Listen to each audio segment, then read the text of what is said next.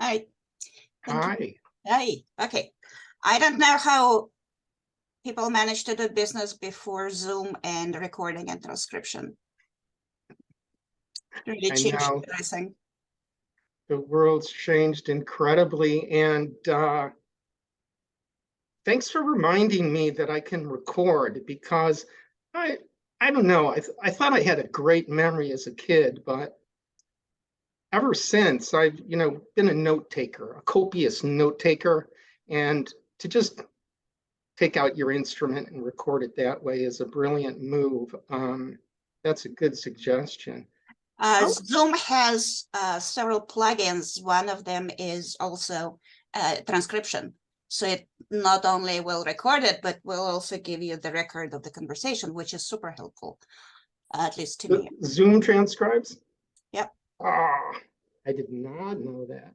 It frees you from being distracted by remembering to jot notes, and my handwriting is so horrible that I can never read my notes anyway. So that's You're just like me. I huge take improvement to my notes and I have lifestyle. to remember clear notes. Otherwise, they're worthless to Yeah, me.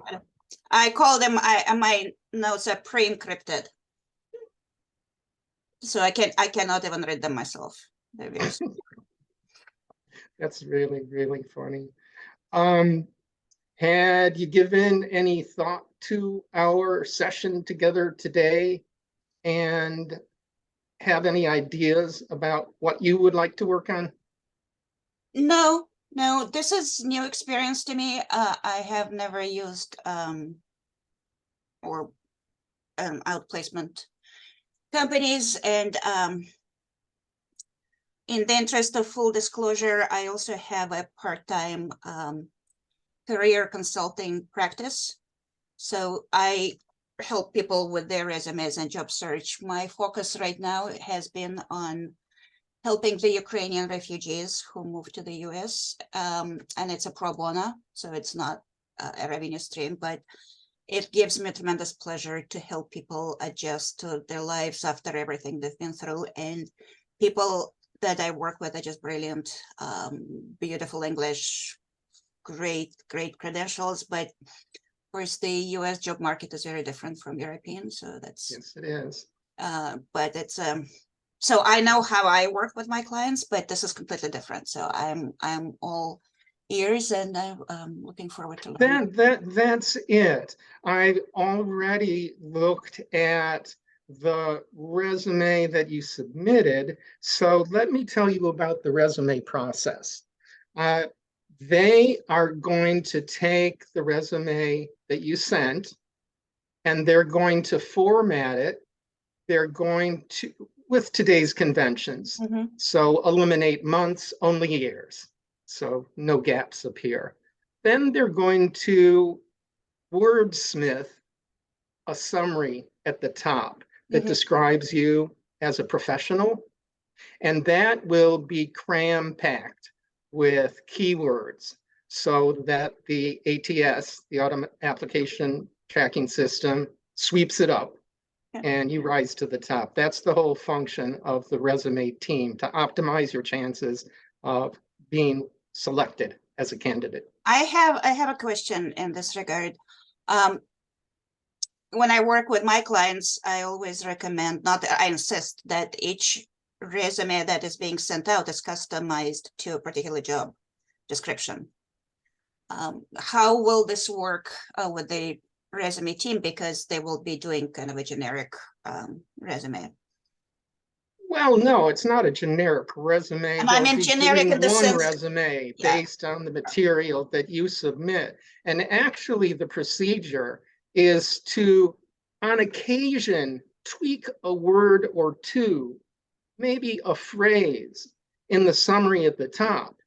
But it does describe you in detail with all your skill sets and core competencies, along with the bullets underneath the summary as a professional. So you're not really going to alter that much at all. I understand people fashion resumes when they're first getting on the job market to appeal to the prospective employer. But when you have an established career or job experience. That shouldn't change on the resume. What does change and what you fashion individually for each position that you're applying for is the cover letter. And that is where you put your contact information, identify the specific number of the job title, and then you give your top 3 or 4 skills that establish that you are the top candidate for the position that you're applying for. You can even give an example, highlight an example or 2 of your greatest achievements. So it's similar to an elevator pitch that way. Okay. And then the closing. So that's how you can tailor it to the particular job. The way I think about the resume is in my particular case, I have a long career and I have a lot of accomplishments. I noticed. The accomplishments that I will be highlighting for one particular job would be different. So if I'm applying to a company for a global position with international access, I would highlight my experience working with global teams, follow the sun. If it's a US only company, that's completely irrelevant to them. So I will pick something else. So my thought was that I should have a kind of a master resume that has everything, and then pull out things that are relevant for this particular position. Okay, so for purposes of the resume that is being produced by our crack team of professional resume writers is this. There's a caveat. You should understand the following 2 things. Let's discuss this. It's actually really important in light of what you just said. The rule is 1 resume per client. And if you want to highlight certain things in this resume that are not included in the material you submitted, you should inform me. Okay. And I'll let the resume team know when they craft that summary at the top of your resume, it should really highlight this, that, and the other thing. Okay, so the resume that I have submitted is the one I just applied to a specific position with. I think I would ask and it's short, it's 2 pages.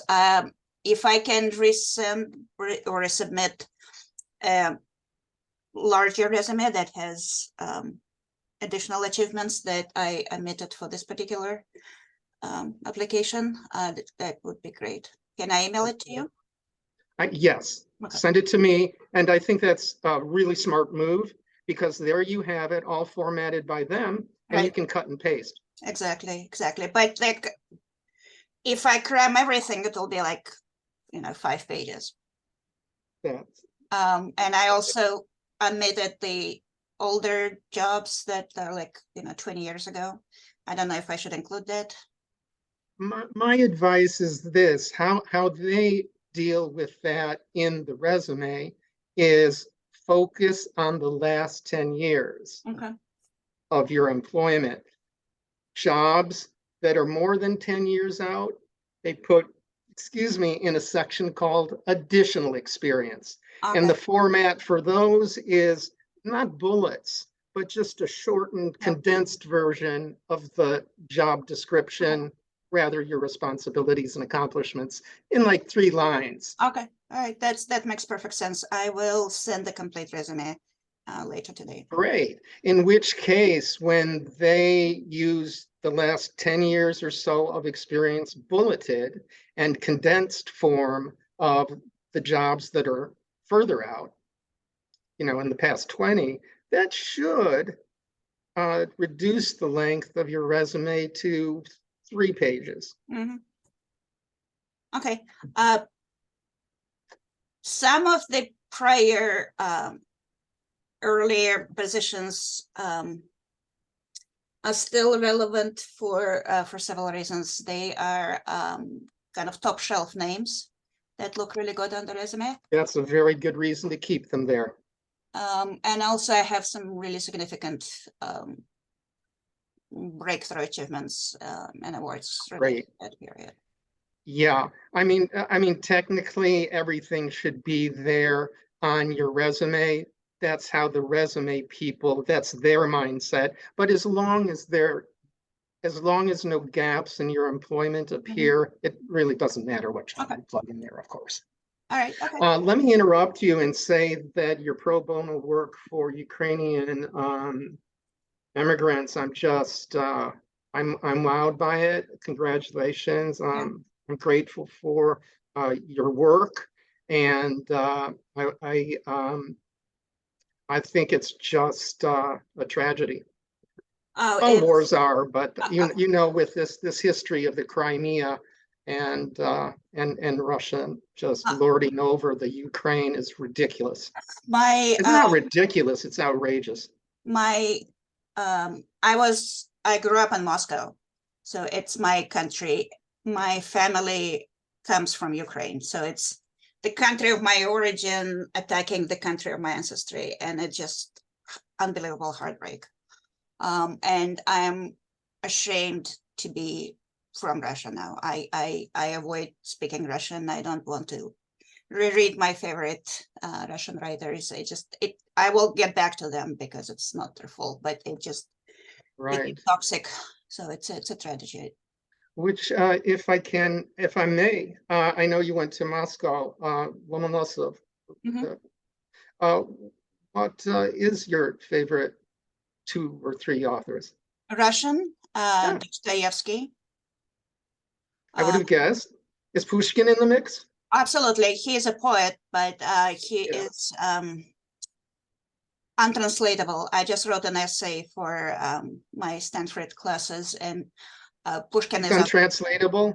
He's untranslatable. Well, fortunately, you know that Vladimir Nabokov translated into English. He did, but he didn't do it in the poem format. He did it in prose. Oh, I didn't realize that, and it's heavily annotated. It's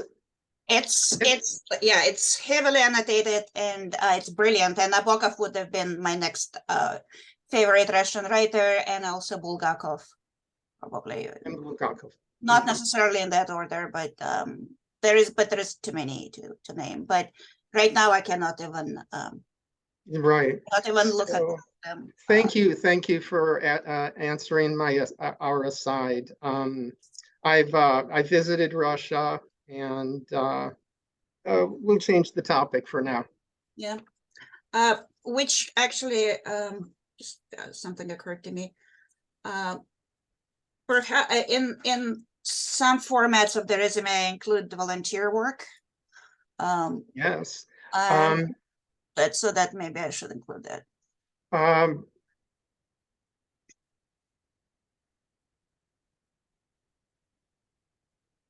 I'm trying to recall. There is a section for volunteer work in LinkedIn, but they may ask on the survey questionnaire if you volunteered, but volunteer work does not go on the resume. Okay. Unless it's directly related to the work. Service on a board of members. Yeah. If you're a member of a board, that kind of work. Your pro bono work should be there. Okay. I also do a lot of volunteer mentorship, especially for young women in technology. And it directly relates to my management leadership background. Yes, I noticed that on your profile. Let me look at, write it down in any case. And I know they include certifications, licenses. I don't believe that volunteering is part of it, but let's see, that courses would be professional courses. So put down those two and they'll create a section for it, an appropriate section for it. Okay. All right. I'm glad I remember that.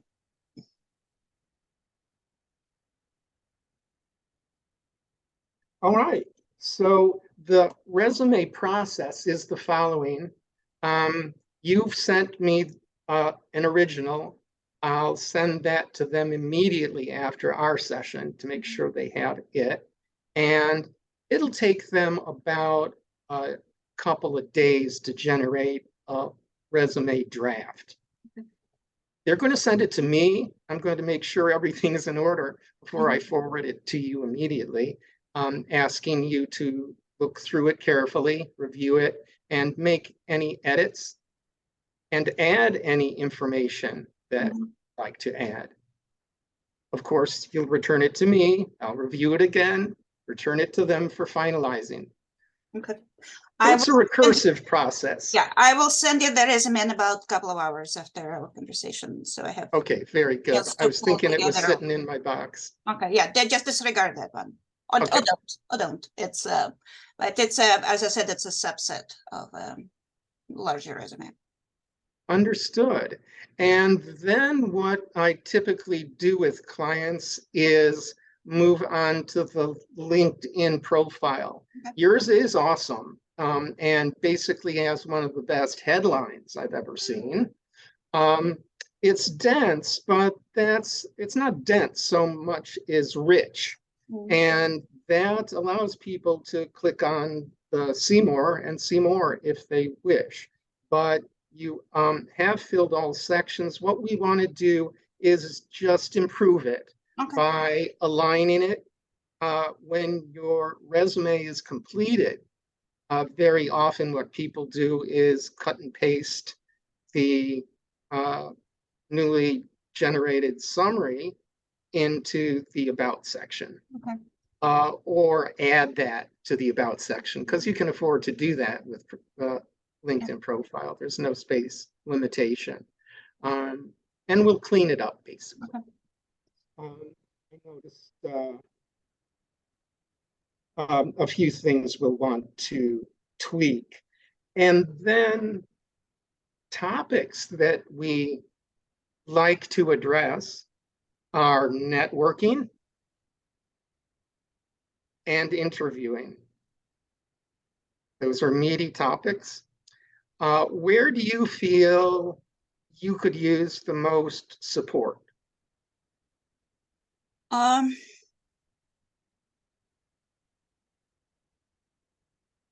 don't know. I had I'm not sure. Okay, we'll figure it out as we go through these. I want to make sure that you're aware of your program first off. What has been provided. In addition to our session today and the resume that we've talked about, you have 3 months of follow-up. How that follow-up period works, it starts tomorrow. It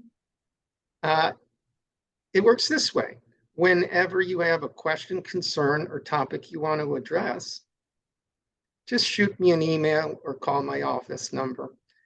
If it's a quick question, we'll take care of it immediately. If you want to meet, we'll set up a meet at a time that works for you. Just like we're doing today. Okay. I had, but you need to take the initiative, is what I'm saying. Yes, I'm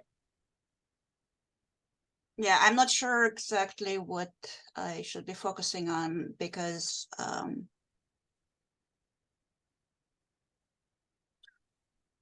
well, let me break it down for you. Am I interrupting? Oh, no, I'm just. So the resume, and the LinkedIn are the working pieces. That's how prospective employers, hiring agencies, and recruiters find you. So we want them to be aligned and we want them to be polished. And I have a lot of experience. I've seen thousands of resumes, and I've optimized hundreds of LinkedIn profiles. So with those in place, I'd want to focus on interviewing skills. It's usually a two-part approach where we first talk about the psychology of interviewing. And then if you're interested, we could do a mock interview where I play the role of the interviewer and ask you some of the most commonly asked questions during an interview, and then give you feedback. We'd schedule a half hour, 35 minutes to do that.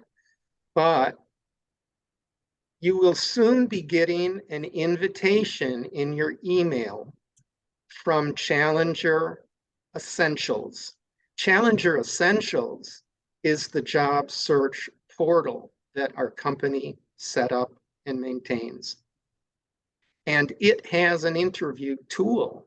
So you can go to it and record yourself. It's similar to Zoom, only in this case, there's an AI.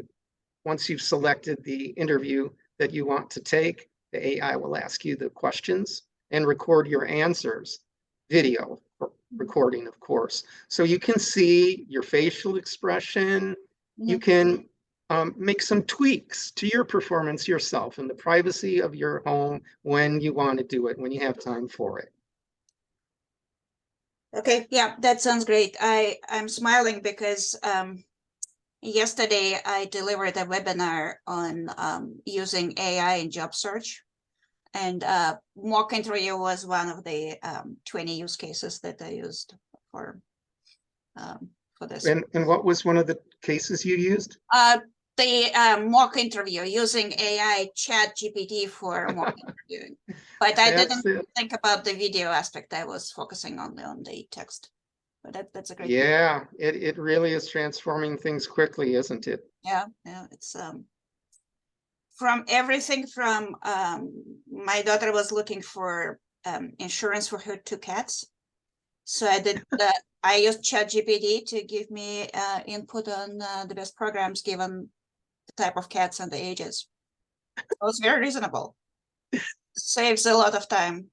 She still didn't get around to actually doing it, but I felt. Yeah, the AI can't really speed up human decisions. Yep. Oh, and the road trip. I was planning a road trip to Carrizo National Monument for the wildflowers, and I had ChatGPT do an itinerary for me. That is perfect. Places to stop, and I'm enthusiast landscape photographer, so it suggested some vantage points that would be great for. Yeah, it's a new age. I'm very excited about technology. Yeah, but there's nothing like, is it digital 35 millimeter or digital? Yeah. What do you use, Canon? No, I have Sony mirrorless. I used to have big. Nice. I used to have big Nikon with a lot of like big lenses, and yeah, old school. You need like a Sherpa to carry all your equipment. You do. But with Sony, it's so light and portable, and it's always easily accessible. And I don't need to lug the heavy tripod and whatnot. So yeah. Oh, that is a very cool hobby. I've taken trips to take pictures of birds, hummingbirds in particular. Oh, well, that's my aspiration. I can never catch the hummingbird. It's just. Well, you know what the trick is, of course. You just record in video. Yeah, that's true. And then just capture a shot. Yeah. So with their iridescent feathers, it's incredible. Just like the tiny wildflowers, the hues of wildflowers in nature, just takes your breath away. All right. So we were talking about how your LinkedIn profile is very strong, but it can be improved with tweaks, including removing months. One thing is pretty important in your LinkedIn profile, I wanted to mention to you. You have it open to work, but also in your top card, right under your headline, to the right is Stanford University, the logo for that, and also Centellus. Mhm. And it would probably be best for you to go into the top card, edit it and uncheck that box. I am currently in this role. Okay. Otherwise, you see the problem is Yeah. that, recruiters, prospective employers see the open to work. They're working the back end of LinkedIn, and then they visit your profile and they're scratching their heads. But she's working at Centellus. Yeah. Yeah, I just didn't get around to changing that. Yeah. in my memory. So I just, you were aware of that then. Yeah, I just didn't get around to updating it. Okay, so that would be the first thing to change. I thought we'd work together on the LinkedIn profile once we receive your updated resume then. Does that agenda sound good to you? That sounds great. That sounds great. Okay. Talking about the mock interview, the interview prep, I have an interview. I'm not sure if it's an interview or a screening with the recruiter on Monday. So probably I could use some guidance in the very short term because it's already scheduled for Monday. Yes. Why don't we take the time right now to do that? Okay. Okay. Okay. Do you want to do a mock interview, or do you want to talk through the psychology of interviewing, or both? If we can schedule some time, maybe tomorrow, if that's not too soon to do a mock interview. I need to look. I just got a notification, so I don't know if it's I have two positions there that I'm looking at, and I'm not sure which one, or maybe it's both. What time is the interview on Monday? I think it's at 9 my time. I'm trying to let me see if I can find it. It just flashed on my screen, and so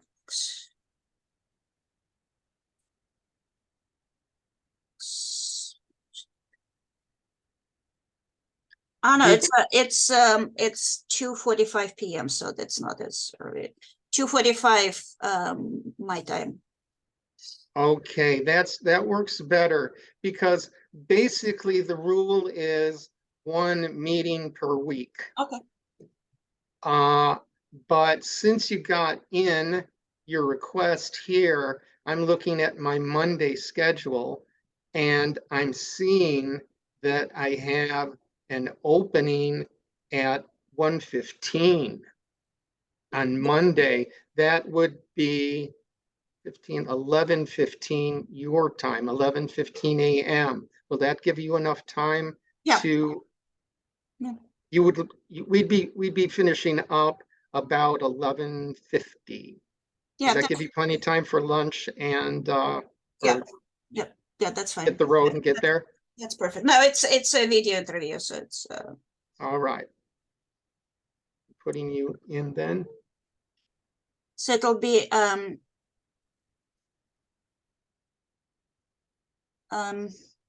did you say 11 my time? I said 11:15. Okay.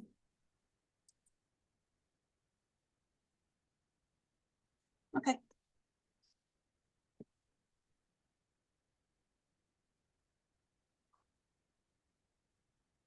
Okay. All right. I have it on my Good. All right. I have it on my calendar too. Right.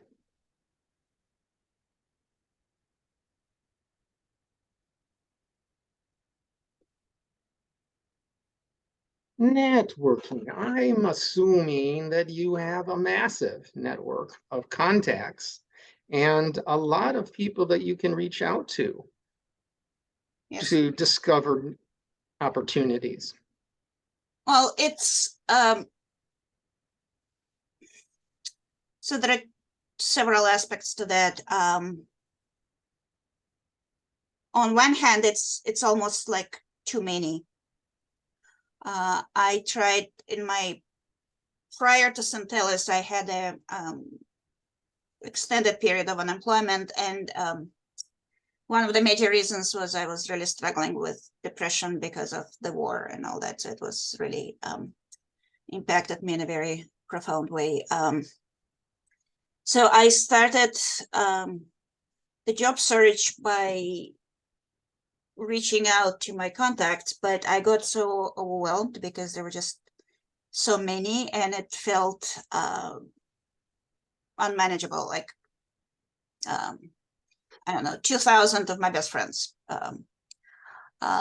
And what happened in the process is that as I was kind of going through the list, by the time I got to somebody, he actually had a really perfect job opportunity for me, but he just made an offer previous Friday. But so I was not getting to them on time because there were just so many. Okay. So I'm not sure what's the right strategy. Oh, okay. Yeah, the only real strategy, there are a couple of suggestions that I could give to you. The first is network every opportunity you have, whether it's online or in person. Because it's like this. These are the plain statistics of it. And most people are flabbergasted. They have no idea that the statistics are these. When they use LinkedIn or Indeed, they're assuming they have all of the job opportunities at their fingertips. Why leave home? Well, it turns out that all of those tens of thousands, if not more, millions of job listings on Indeed, LinkedIn, and other websites like Dice only represent 20% of real job opportunities out there. The hidden job market represents 80% of real job opportunities out there today. How do you find out about that 80%? Because it's called the hidden job market because they aren't posted anywhere. They aren't posted anywhere because companies, of course, like to promote from within. They like to get referrals from their own employees and clients, candidates who've been arrived with recommendations. Those are the ones because they have people whom they know standing behind them. They'll hire them in a heartbeat, just like the job that you just missed. That's really how it works in the real world. Of course, if you're a techie, you might be able to just do it all online, and by virtue of your certifications, tools, and technologies, get a job that way. But for all the rest of us, it's soft and hard skills and reaching out to people. Yeah. To discover opportunities and to get the word in to the company. As it may be different in different states, but as a hiring manager in California, I could not make an offer internally unless I had a position publicly posted for 2 weeks externally. Right. But that won't change the fact that they'll post it for 2 weeks and give the job to the person who has the referral. Yeah. No, of course. Yeah. Right. Yes, I know. California has a lot of rules and regulations, and I used to live in the state to bring in fairness. I like that. You know, absolutely. But it's still nonetheless, when you have the backing of somebody who can put in a word for you at the company, that increases your chances of being invited for an interview and ending up with a job offer by 100%. Yeah. So that's just the big picture of it, but how do you do it? Have you networked before? Uh, I don't call it networking. I call it, staying in touch with my There network. you go. That's exactly it. It's communicating or reaching out. That's exactly what we're talking about. Maybe networking really is um too off-putting a word to use. I think I may substitute. Hey, Uh, that's a good idea. I think network, people may close down when they hear that word yeah. networking Yeah. because it's just too awkward, isn't it?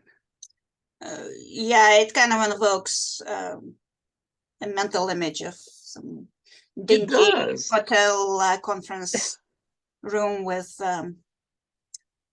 terrible coffee and people just walking around trying to solicit jobs from everybody else who is also looking for jobs. Yeah. Yeah, you're right. But I'm glad you mentioned it because I have a dinner, networking dinner with a group that I'm a part of. It's a Russian speaking women in technology group. And I was really tempted to not go because it's like, oh, I have to get dressed, I have to drive to Palo Alto, and I'm so kind of used to this virtual world online that it's Yeah, it's dangerous to be sucked into. I have too many friends who just they don't circulate except online anymore, and I don't want that to happen to me. it actually happened to me, and to the point that I even avoided even online connections to people for that's something I'm working on with my therapist. It's like I got so compressed into my Oh, thanks for no, thank you for sharing that with me. To have the confidence and honesty to share that with me. It's the same for me. I'm an isolator. You know, I could go, I think for weeks or months on end without seeing people. But when I start getting those thoughts, I realize I need to go out and get some fresh air. And otherwise, it's hard for me to paddle back. Yeah, with the COVID, it really uprooted everything in my life. I had a very active social life. I was going to symphony and opera practically every weekend. I had a group of friends, Wow. and I had museum memberships, but it all stopped. Yes, Um, it did. Yes, it did. It changed my life a lot too. That's why I'm here in Florida to get away from all the people who didn't want to wear masks, who wanted to get on the elevators in my condo building, and so on and so forth. I just wanted to be on Earth, alive, and breathe some fresh air, and yeah. not have to deal with people and threats at every turn. Chicago was turned upside down, and it has still not gotten back to normal. So um, I I definitely relate. So just reaching out to and again, let's recall what is reaching out to others, communicating, and your favorite word is what were you were Staying in touch with staying in touch. Yeah, that was your term, staying in touch. Thanks. Staying in touch with folks. So it's not like even if it's out of the blue, um, you are not asking for a job ever. You're always asking for advice, suggestions, help. You're mentioning to a best friend who may be highly motivated to help you. Absolutely, you have to go to that group of Russian ladies in technology and and get any advice and suggestions from them. Better yet, mention of opportunities. But what I recommend to real newcomers to job searching is create baskets of people because basically everybody acquaintances, can be put into the friends, family, acquaintances category, can be put into the former coworkers, bosses, supervisors, members of clubs, social groups, or professional groups you belong to. And just have these baskets, put people lists of names, and you can check them off then and have accountability to yourself to reach out and ask, touch base, as you say, with people. Oh, and that's And where it got overwhelming because just the sheer amount of people on LinkedIn that from my professional life and from my academic life. yes, well, if it would be possible for you to select your top tranche of 10 or 12 women, for instance, professional women, and just start with them. Or if you prefer, since you haven't been staying in touch with, just some, go easy on yourself, maybe the softer, gentler approach, maybe 10 friends to start with, just to Um, see how your muscles are working. yeah. It's a good point about not asking for a job, but asking for advice. But what advice? So there is uh,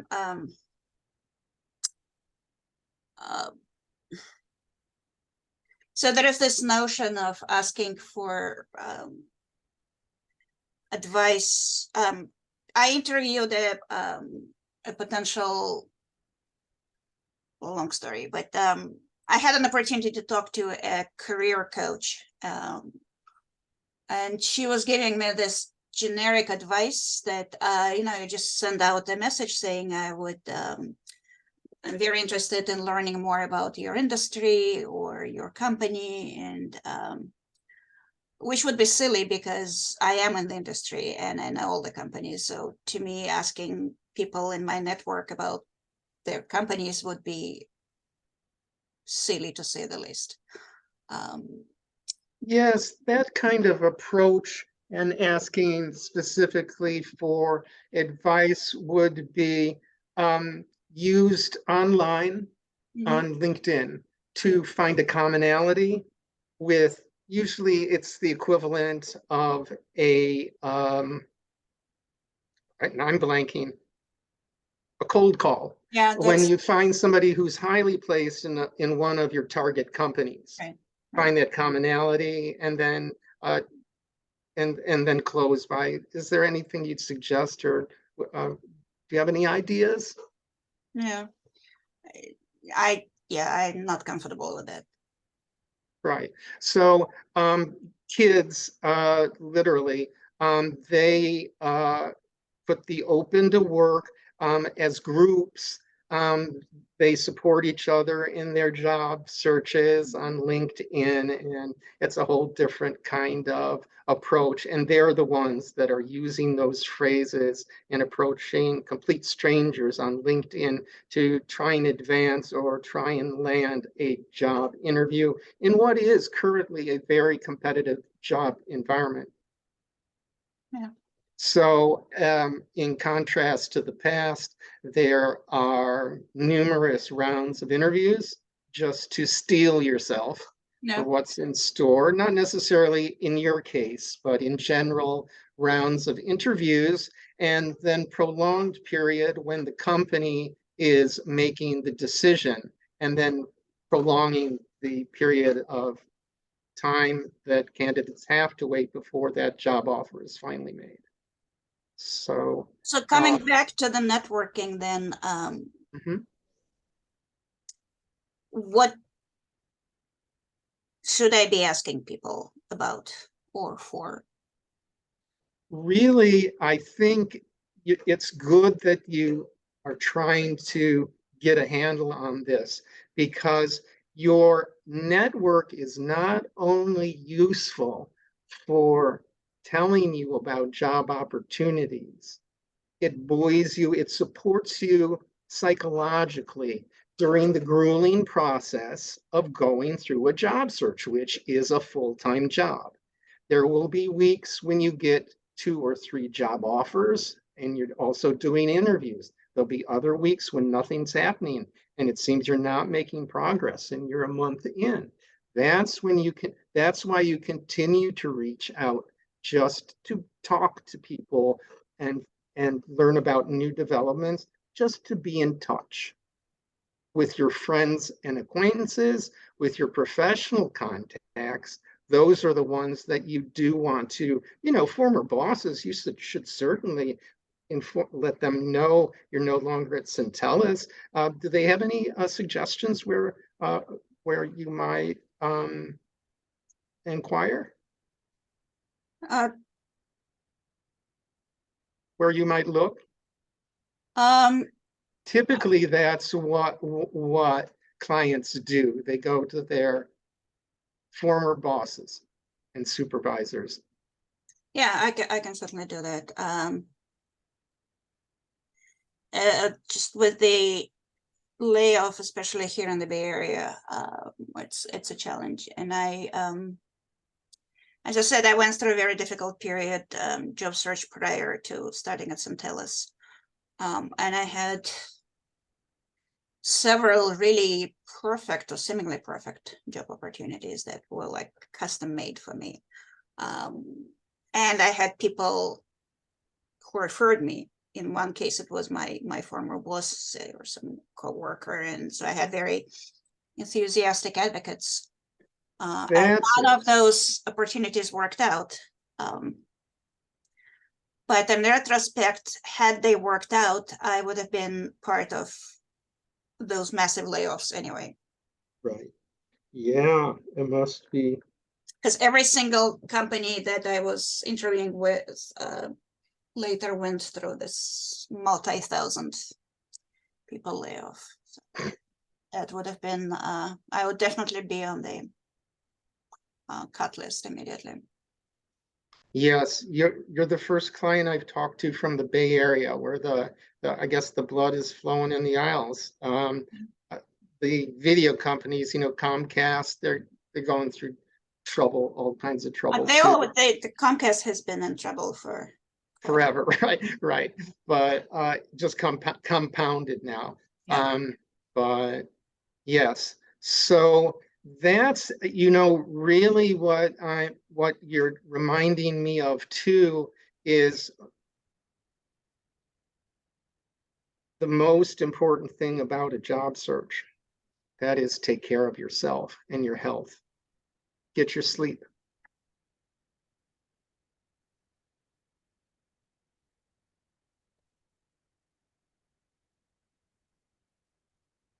And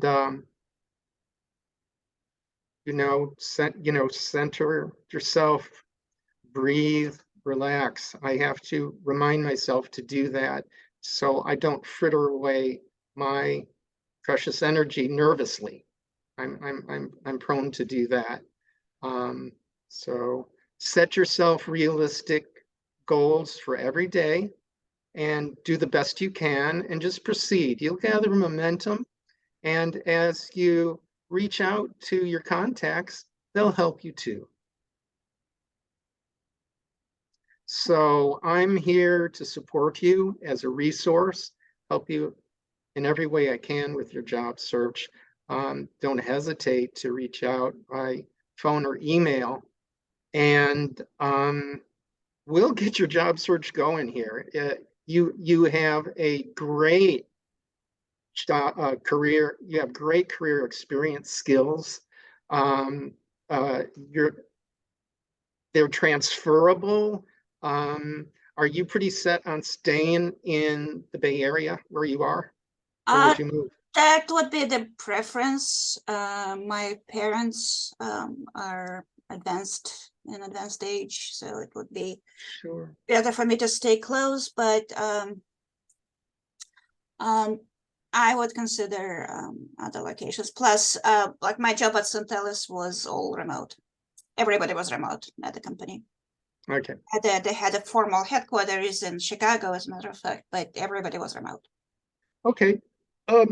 Here I'd like to ask you a question that they may ask during the interview, and let's get it written into your script. Okay.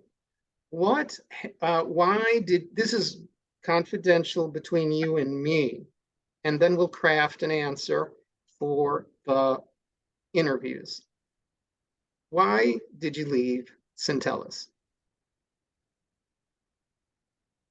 In the current economic situation, a lot of companies are taking a much closer look at strategic priorities and expenses in the budgets. So Centellus made a difficult decision to have a layoff and deprioritize certain areas, and unfortunately my area was one of them. So I was impacted in a company-wide layoff. Thankfully, it wasn't as broad as some other companies, but still it was, for me, it was 100% because I was impacted. Okay, so that was stupendous. Your answer was stupendous. That's exactly what your script will be. We're just going to shorten it. And in this way, saying the company made a business decision to consolidate, the word not laid off, the company made a business decision to consolidate operations. That's it. Okay. And then if there's a follow-up question, if they want to know, you can say, yes, they made a business decision to consolidate, and this affected 20%. It was a company. They made an economic decision and consolidated the company, and it was a company-wide consolidation that affected my position. So I'm looking for new opportunities, or so I'm looking for new challenges. You ended on an up note. It's concise. You're confident. It's not an awkward moment at all, because as you just pointed out, people are being consolidated, let go from coast to coast. Yes. So they just need to ask. And you have the follow-up question answered as well. Then the focus goes immediately back to highlighting your skills, your experience, and your core competencies, which is what the back and forth, that wonderful flow of communication between you and the interviewers is all about. You telling them modestly about your fabulous accomplishments. Okay. Mentally, I have been thinking about this. It was a very short 6 months. So mentally, I was thinking about it as a 6 months consulting project, which is, what my prior several years I have been doing is support strategy consulting. So I had a 6 month engagement or 3 months engagement, sometimes more, sometimes less. So that's kind of mentally the way I was thinking about it. That's your personal consulting business, correct? Yeah. It's nice to have a business like that. When Centellus drops out, it's always there, as you're always employed. Yeah, that's true. Unfortunately, again, with the current economic landscape, consulting budget is cut first before they cut people, employees. Yeah. So that's not a viable, not a sustainable business opportunity, but it's there. Okay. I wouldn't say struggling, but I was not sure exactly how to position it in parallel with my full-time jobs, because I had my consulting practice for a number of years, like 6 or 7. And there was an overlap where I was doing like part-time projects with my clients while also being fully employed. I'm not sure how to, or if it even matters that these things are parallel, because I didn't want to start and stop the consulting in the resume, because it all becomes too choppy. Yeah. You don't want to keep starting and stopping it, but in the resume you're sending out for full-time positions, they won't want to see that you're working a consultancy, that you're concurrently a consultant. So it might make sense to have an end date for it, just for the purposes of your resume. Um, Would that work? um, I just glanced at it. I yeah, think it's at the top of your yeah. profile. Well, the reason it's there is that, well, first of all, it is there, and second, I know from personal experience that somebody who has a job is more attractive to the employers than someone who isn't. And it also makes them more appealing as a job prospect target. But how can you be appealing if you're unavailable? Well, because I'm a consultant, my time is so if I'm asked this question, I would say that I don't have, I have a project that I'm wrapping up in the next week or two, and I will be fully available. Okay. And since I'm talking to you, I will not be taking on any new projects for the time being, or I will bring in somebody else and hand over the project to one of my Okay, colleagues. good answers. Good answers. Mhm. As long as Centellus is off the top, consultancy can be your current job, and that won't be a problem for anybody. Good. Solved. I actually literally put it as Centellus as a 6-month consulting engagement, which it ended up being, but that wasn't originally how I was hired. So I'm not sure how to Finesse that, yeah. sure. Mm-hmm. So it literally was exactly what I would have done for my clients. 6-month engagement on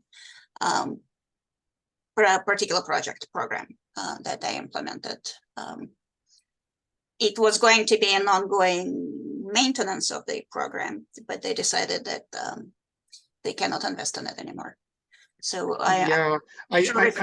this is the thing, you being in the Bay Area and likely interviewing for companies in the Bay Area, everybody knows what's happening in the Bay Area and at Centellus, the companies. So it just be authentic, genuine, and honest, and I think that'll serve you best. But my question is, should I position it as a 6-month consulting project or a 6-month long job? I think you should put it down exactly as it is, as you were hired for that position, not on contract. Okay. And give the genuine RFL, because they can check that. Okay. You don't want to jeopardize any position. Okay.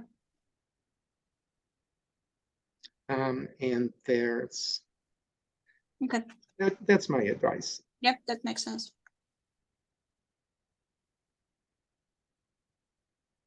So it's great news. How many interviews have you had? Will this be your first on Monday? Yes, that will be the first. And your job search, have you been checking out? I have started looking at so the job, the interview on Monday is a result of a LinkedIn search. So there were 2 opportunities that popped up that were interesting, and I found that one of the people in my network, actually in that Russian language group, is works there, so she referred me, which is why it happened so quickly. But I haven't done any actual applications yet for anything else. I'm just kind of collecting my thoughts. And Okay. And I mentioned the interviewing tool on the Challenger Essentials portal. In addition, there's a tool under company right at the top. It's called Feed, and you can get the news feed for the company you type in there. Who are you interviewing with on Monday? It's called Roblox, Roblox, Roblox. Okay. And you'll type that in, and it'll give you the news feed from today into the past. So you can ask informed questions about the company. If they give you an opportunity to ask a question, you could always ask one or two. Not 3 or 4. That wouldn't be appreciated, but to show you've done your research and have a question ready, that's nice. Yep. Yeah, I always have several questions, and depending on how the conversation goes, I can pull. I also recommend to my clients to piggyback on something that was discussed during the interview in the question at the end. Like you mentioned that one of the projects is focused on this. I am interested in something. That's great. That is good. So about the psychology of the interview, so you can psych yourself up. These percentages are also eye-opening. It turns out that your body language that communicates that you're engaged, enthusiastic, the tone of voice is 80% of the impression you make on the interviewers, whether they want you to be a member of the team or not. That's the weight they assign to it. In this case, subconsciously or semi-consciously. Whereas what you say is, of course, important, but the tone of your voice and what you say only accounts for 20%. So that's why it is so important for you, for me, not to be looking down at my notes, but for my material to be up here in my head. Or maybe, you know this trick, on a Post-it by the camera where I can look into the eyes of the interviewers and also describe my list of 7 top skills. So body language cannot be underestimated. Its importance cannot be underestimated. That you look like a professional, you're dressed like a professional, you hold yourself like a professional, your voice is calm, relaxed, enthusiastic, and keeping that flow of communication between you and the interviewers at all times. I have to figure out how to reposition my webcam so I'm more of the way you're presenting, like half, and not just the head. So I like your setup. I didn't realize so much of my chest was showing, because it's actually your setup is better. Is it? It is. I moved the tilt of my screen. I also changed it to original, and I also moved it back. So this would be ideal, kind of shoulder level here, which you basically have. And the top of your head, a couple of inches between the top of your head and the top of the screen. So there, that kind of thing. You've blurred your background. Lighting, I don't have any on right now, but because of where the sun's positioned, it looks even on my face. I see, have lighting from below on the left side of your face, but not on the right. So it kind of has you're overly lit on this side. And up here, it's more, your face is more in shadow. It would be best if you were a little more illuminated and evenly illuminated. You can do that by putting a lamp or a light source above or on either side of yourself. Yeah, I have a light ring, but it's on short. Well, you have a light ring. But Yeah, it's so very, play it's a around short with that. tripod. I'll put it on a higher. That's it. It's good, but it's really, lighting, sure, how you're framed in the screen, yeah, but it's really your intonation, your like now, how you're looking right directed at me, the interviewers' faces, reacting to them pleasantly. That goes so far because when they close their eyes at the end, they say, yes, yes, we want Ms. Mamidov. Mamidov? Or is it Mamada. Mamidov? Yeah, Mamada. Mamidov with on our team. That's it. First impressions are important. Heard that? And that's how you manage those first impressions, by taking care of everything from your hair and dress to the even light, um, even lighting on your face for the Zoom interview. And I assume no cats walking across my keyboard. It's all right if cats walk across, but they have to be blurred in the background. I have 4 cats. So they frequently join my Zoom meetings. I think you will undoubtedly get some laughter and giggles out of that. Cats walking across Zoom rooms is still good. It's timeless. It is. It's iconic. Yep. Maybe I'll dress up one of my cats in a funny outfit. Icebreaker. I think they might enjoy that. It'd certainly catch their attention, grab their attention. I'm not sure my cat will enjoy it, but yeah. Yeah, I don't know. You'd have to have active cooperation from your cat. Oh, actually, I have a bow tie I made in Ukrainian national colors, yellow and blue. So maybe I'll put that on him.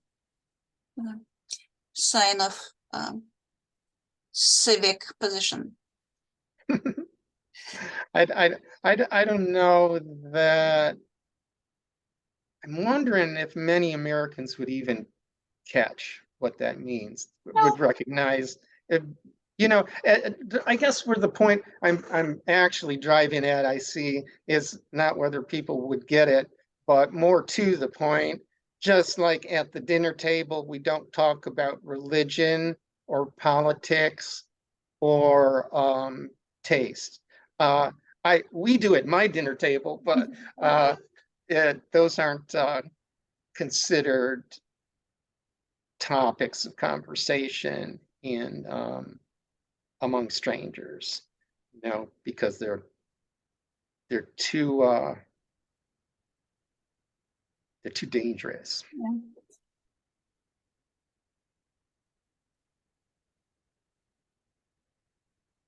Let me review my notes. Oh, because there's a time lag between when you ask and when it's posted, it would be wonderful for you to ask a colleague, maybe your last boss, for a recommendation. So you go on LinkedIn, right? And go down to your recommendations section and hit the plus sign.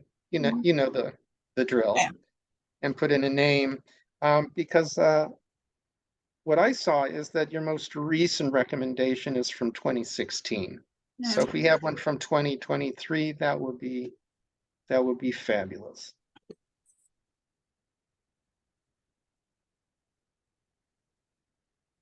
Yeah, So anything?